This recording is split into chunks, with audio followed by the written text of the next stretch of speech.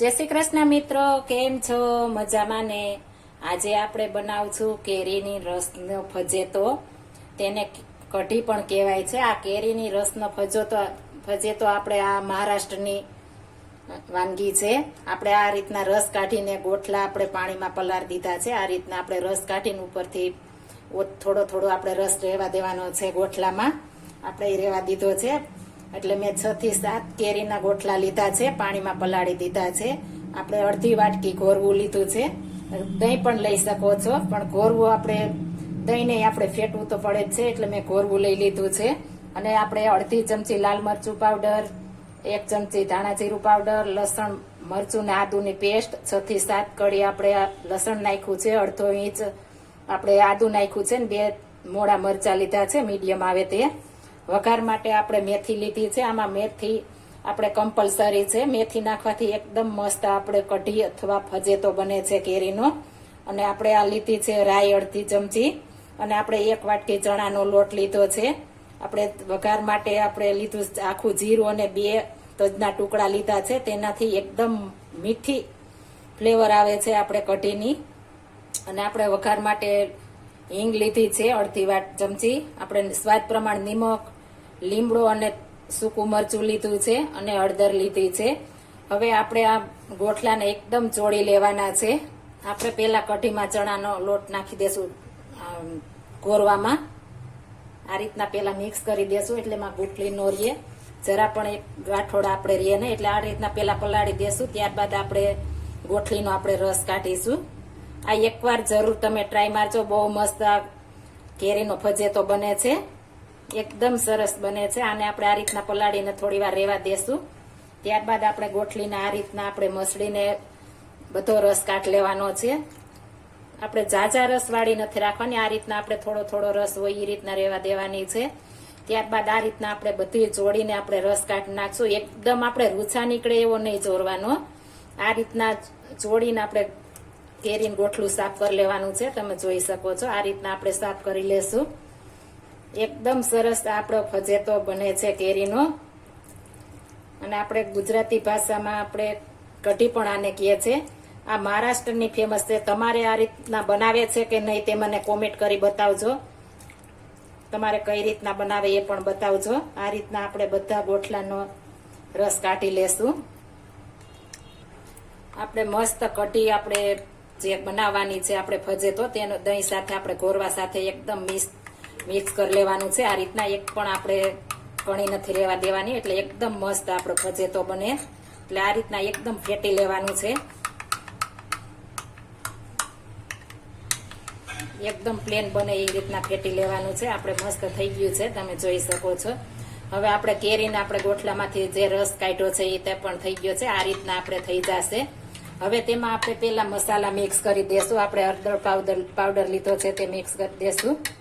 હળદર પાવડર, લાલ મરચું પાવડર, તમે તીખાશ જે પ્રમાણે ખાતા હોવ તે નાખી શકો છો। ત્યારબાદ આપણે ધાણા જીરું પાવડર અને સ્વાદ પ્રમાણે નિમક, આ બધું આપણે પેલા મિક્સ કરી દેશું। એકદમ મિક્સ કરીને બનાવશું એટલે એકદમ ટેસ્ટ ફૂલ આપણે ફજેતો બને।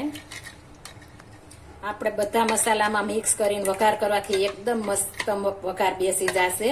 આપણે એક પણ આપણે કણી આપણે રહેવા નથી દેવાની ગુઠલી, આ રીતના આપણે એકદમ મિક્સ કરી લેશું। હવે આપણે વઘાર કરીશું। એકદમ સરસ આપણે થઈ ગયું છે મિક્સ।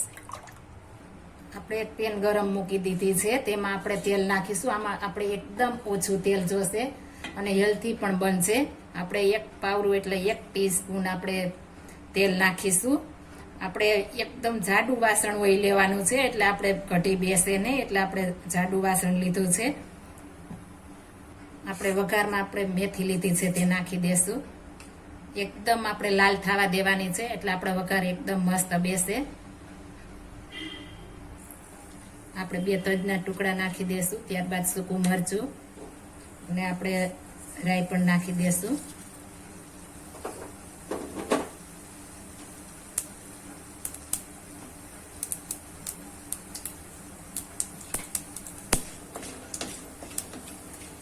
હવે આપણે જીરું નાખી દેશું। એકદમ ફૂટવા દેવાનું છે આપણે। મસ્ત આપણે તતડી ગયું છે. હવે આપણે હિંગ નાખી દેશું, ત્યારબાદ લીમડાની પાન ને આપણે આદુ લસણ મરચાંની પેસ્ટ નાખી દઈશું. આ બધું પહેલા આપણે મિક્સ કરી દેવાનું છે. આ રીતના આપણે થોડો ગેસ ધીમો કરી નાખ્યો એટલે આપણે ચૂકીએ નહીં. એકદમ મસ્ત આપણે ચડી જાય. ત્યારબાદ આપણે હવે આ કેરીનો પલ્પ બનાવ્યો છે તે નાખી દઈશું.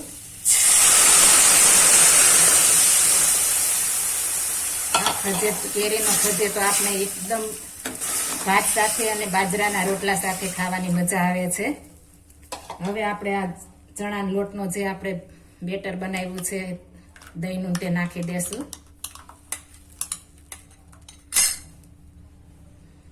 એ બધું મિક્સ કરી દેશું. આપણે કેરી ગળ્યું હોવાથી આપણે ખાંડ કે ગોળની જરૂર નહીં પડે. જો તમે વધારે ગળ્યું ખાતા હો તો ખાંડ અથવા ગોળ નાખી શકો છો. આમાં આપણે લગભગ જરૂર નહીં પડે. આપણે કેરી એકદમ ગળી આવે છે એટલે આ રીતના આપણે એકદમ સરસ પાકવા દેશું ધીમે ગેસે.